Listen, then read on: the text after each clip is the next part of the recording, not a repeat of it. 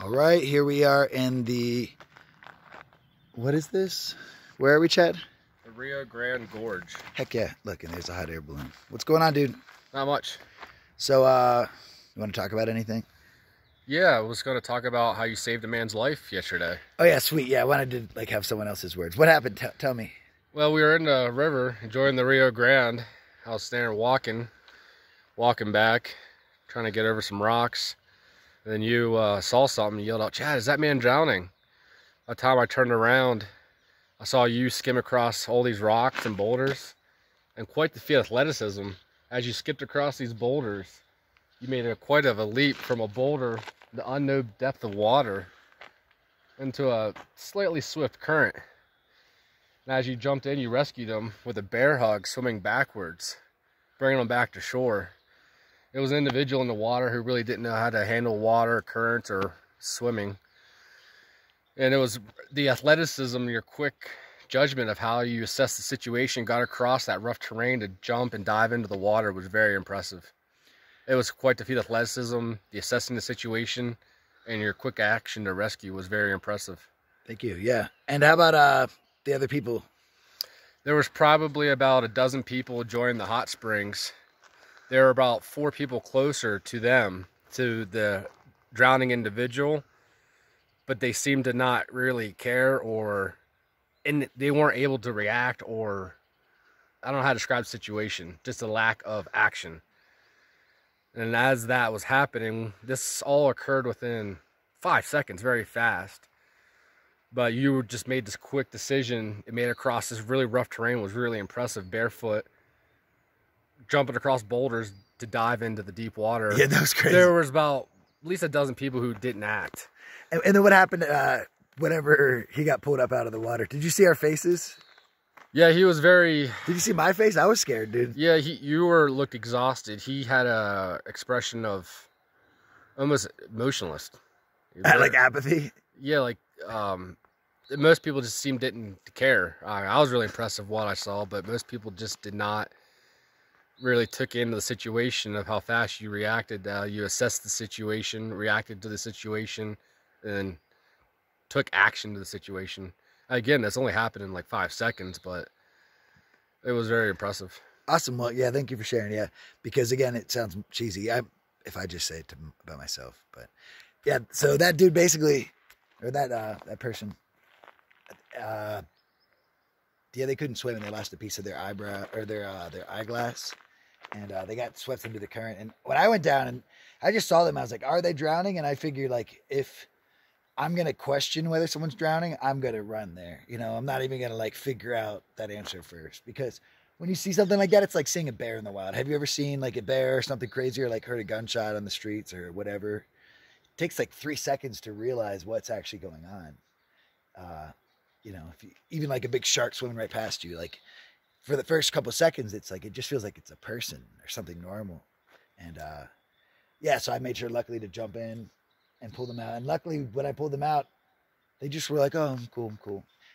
It's funny, and so I just went back and sat down. I was rolling a fucking blunt, and like, I mean, I was from the water. I was probably from like here to the water, but just big boulders. Yeah, and I just jumped and dove, and it was cool. Honestly, I was waiting my whole life for that.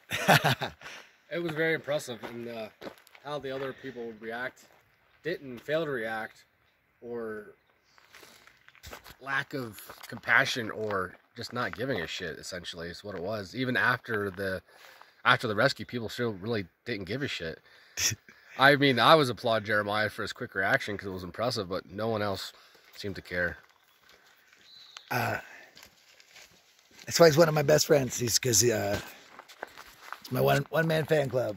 I gave you applause for how you assessed it, reacted, and did all the you know, the attributes of what you're supposed to do in a situation like that. And I don't think anyone appreciated what happened. I gave you much applause and appreciated it, but I don't think even the guy you rescued really fully understand. Yeah, if it wasn't for you, he probably would have died. Honestly, yeah. I think he would have, because he took a gulp of water, went down, came up, and then probably about 2 more like up downs, he probably would have drowned. I think he was probably within 20 seconds of drowning. Yeah, I was scared. And most people there probably aren't CPR certified, first aid certified. So if you didn't jump in to grab him, he probably would have died. The hard part, honestly, and this gorge is very remote in the New Mexico desert, and there was no one going to be here to help him. Not on my motherfucking watch. It was impressive what you did. And it was also impressive the lack of how people just did not give a shit. And honestly, man, I just sat down and kept rolling the blunt. I just didn't even because at that point I didn't want to You knew what was going on. You were still like. Yeah, but he had basically been in shock, and I didn't want to be like, everybody, I just saved this man's life. So I just saved his life and just casually sat back down and started rolling a blunt. And everyone else is just like, Yeah, no one. Well, you think it says 98 degrees or 99 degrees? There was probably at least a dozen people who just did not want to get up off their butt out of the hot spring because they just, I don't know how to describe it. I don't want to say I don't want to throw a bunch of people under the bus and make people feel bad. But there's a name for it though. I forget what it's called. It's like the spectator something or it's where you just get caught up you can't react. People get caught up. It's kind of like how people have hysterical laughter. It's this weird thing that doesn't make sense. It's some weird mechanism we have. But even after the fact, after it occurred, still the lack of... They were probably embarrassed that they hadn't done shit and they knew that he would have drowned. Everyone probably realized the full portent of it. They just honestly everyone was probably slightly ashamed. It's very well possible. I mean, that could be... They all probably realized that they were too lazy to stand up and save a man's life. I gave you applause. I sat there. I talked quietly. I'm like, damn, Jeremiah, that was really impressive. No one's going to say a word about what happened. That was nuts. I was impressive. Your athleticism across the boulders was very impressive. I don't think I would have been able to do it, or anybody. I would have snapped an ankle, broke a leg trying to get across. No, did you? These kind of boulders to jump from boulder to boulder to boulder to boulder to jump into that river was quite a risk because you don't know if you're going to be able to make it across these boulders and then jump into a river at unknown depth. But that's what your adrenaline does. It does all the math for you. You would have done it, man. Not with my knees and ankles. I can't make that. I was closer to him than you. If you had felt you knew I was there, and it's not like that, but if you had felt like you were the only person, I know you would have done the same exact thing, and it would have been fine. I couldn't have got there as quick as you. Dude, look how you're in great shape, brother. I mean, I just wouldn't be able to make it as quick. That was quick. That was really impressive. How old are you now? 38. We're the same age. Oh, when's your birthday? I forget. It's in February. Oh, cool. Okay. Is it going down the other side? Oh, it's over the other side of the gorge. Bye, hot air balloon. I think it's going to land. All right, cool. So you're headed to Phoenix, and I'm going to go with some hippies and go north. Yeah. Man, that sucks. I was going to go with you more, but hit me up on the way back through. Well, I'm going to be in Phoenix, and where are you heading? I don't know. Anyway, where it's cooler. I just follow the weather, and it's the weather here has been gorgeous in the New Mexico high desert. This is a gorgeous place to be. It really is. Tell us about your drive. I drove 1,800 miles from Harrisburg, Pennsylvania, across Ohio, Indiana, Illinois. How long did it take you? Missouri, Kansas, Oklahoma, Texas, then to New Mexico. It took me about 2 days, 1,800 miles. It was quite the journey. This is a really beautiful area. I'm really impressed. I've never been to a place like this. It's quite spectacular. The wide open spaces, the desert, the wildlife. How does it make you feel? Small in such a wide open spot. It's much different than where I'm from in the East Coast.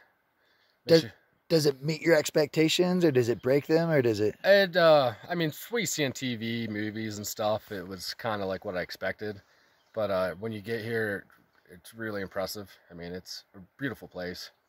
Yeah. Wasn't quite I wasn't expecting. I thought it'd be hotter, which is nice. It's nice and cool right now, which is really nice to camp and enjoy some nature. So it's actually, the weather's been outstanding so far. Yeah, I specifically came to Taos because I came 18 hours south from Idaho to escape the heat, which is crazy. Yeah. Up here, I mean, you really couldn't ask for better weather and more nature scenery. But the drive here was quite the epic journey too. That was quite fun, seeing Middle America, Missouri, St. Louis. Any interesting things happen along the way? I've helped a few people with car breakdowns. There was the exact same car as mine broken down at a remote gas station, so I helped the lady and did the best I can, but it needs to be in a professional garage on the lift to get back on the road to drive through the desert some more. That's the thing, be prepared with your car. You really have to be prepared with your car because you don't want to break down in a remote area like this. So what do you think you're going to take home from this journey? I'm sure that's hard to say, but like, There's a lot of things. It depends on what part of the country you were in. how do you think it's gonna have changed you this little bit of time to come and just explore a little bit? It's a tough question because be more prepared. America's a lot bigger than you think. It's a very, very big place. It's geographically very different terrains and different people. It's a very big place, big people of different ideas as you come across from an East Coast to the West Coast. Makes you feel very small when you realize how big some of these wide open spaces are and how large the country really is. Cool. Well, any tips for a solo traveler before I let you run off? Get AAA and make sure you let somebody know where you're heading, just in case something happens. That's awesome. All right, well, thank you so much. And thanks for sharing and making me sound cool for saving that man's life. Honestly, yeah, I did. That was impressive. I wasn't expecting that when you come on a trip like this, but that's where it was pretty impressive. I was like, holy smoke, man. Well, I'm glad we came here then. Yeah, I hope you run into that individual. I feel like he owes you a handshake and a hug. Yeah, I'm sure. Once they had time to process. I think so. Yeah, he's going to need like at least 2-3 days to kind of figure out what actually happened, how close he probably was to drowning. Well, dude, I'll keep my my eyes open next time. You got to keep your camera out so you can get like the slow motion Baywatch scene, you know? I'll come running up. Just kidding. You're the Hasselhoff of the Rio Grande? No, not yet. My arms are kind of tiny. All right, dude. Love you later. All right, have a good one, man.